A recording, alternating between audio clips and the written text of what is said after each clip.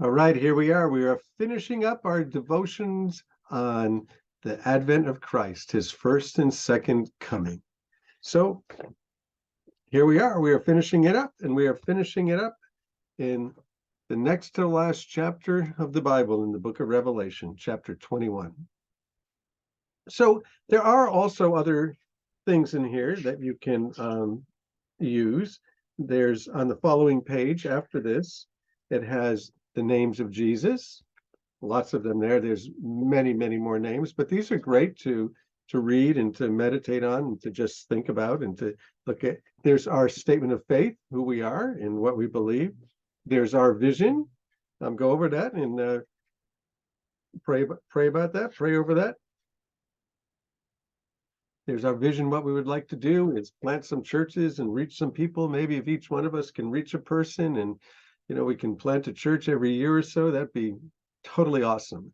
So let's love Jesus. And starting the beginning of the year, we will be going through the New Testament Monday through Friday, one chapter a day. And we have a new format for that. You can do it with the videos, you can do it on podcast, or you can just read it using the guide that we have.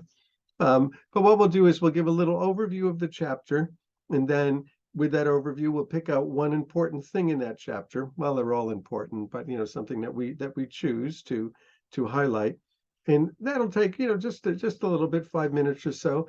And then what we'll do for those who want more is we'll go through the whole chapter as much as we can, line by line, verse by verse. So you can do the short version or you can do the longer version, but they'll all be included in one. So if you're just doing the short one, then after the short one, you just discontinue it and come to that. But Monday through Friday through the entire New Testament. So I think what we're going to do is just read Revelation 21 about the coming of the Lord. And it says this is the setting up of his eternal kingdom. Then I saw a new heaven and a new earth, for the first heaven and the first earth had passed away, and there was no longer any sea. I saw the holy city, the New Jerusalem, coming down out of heaven from God, prepared as a bride, beautifully dressed for her husband. I heard a loud voice from the throne saying, "Look, God's dwelling is now among people, and he will dwell with them, and they'll be his people, and God himself will be with them, and he will be their God. He will wipe every tear from their eyes. There'll be no more death, there'll be no more mourning, no more crying, no more pain, for the old order of things has passed away." He who's seated on the throne said, "I'm making everything new." And then he said, "Write this down, for these words are trustworthy and true." He said, "It's done. I'm the Alpha, I'm the Omega, the beginning and the end. To the thirsty, I'll give water without cost from the spring of the water of life. Those who are victorious will inherit all of this. I will be their God, and they will be my children. But the cowardly, the unbelieving, the vile, the murderers, the sexually immoral, those who practice the magic arts, the idolaters, all liars, they'll be confined to the fiery lake of burning sulfur. This is the second death." So people die once, and then there's another death. The resurrection, another death. One of the 7 angels who had 7 bowls full of the last plagues came and said to me, "Come, and I'll show you the bride, the wife of the Lamb." And he carried me away in the spirit to a mountain great and high. He showed me the holy city, Jerusalem, coming down from heaven, from God. And it shone with the glory of God, and the brilliance of it was like precious jewels, like jasper, clear as crystal. Had a high wall with 12 gates, with the 12 angels at the gates. On the gates were written the names of the 12 tribes of Israel. 3 gates on the east, 3 gates on the north, 3 on the south, 3 on the west. And the wall of the city had 12 foundations, and on them were the names of the 12 apostles of the Lamb. The angel talked with me and had a measuring rod of gold to measure the city, its gates and its walls.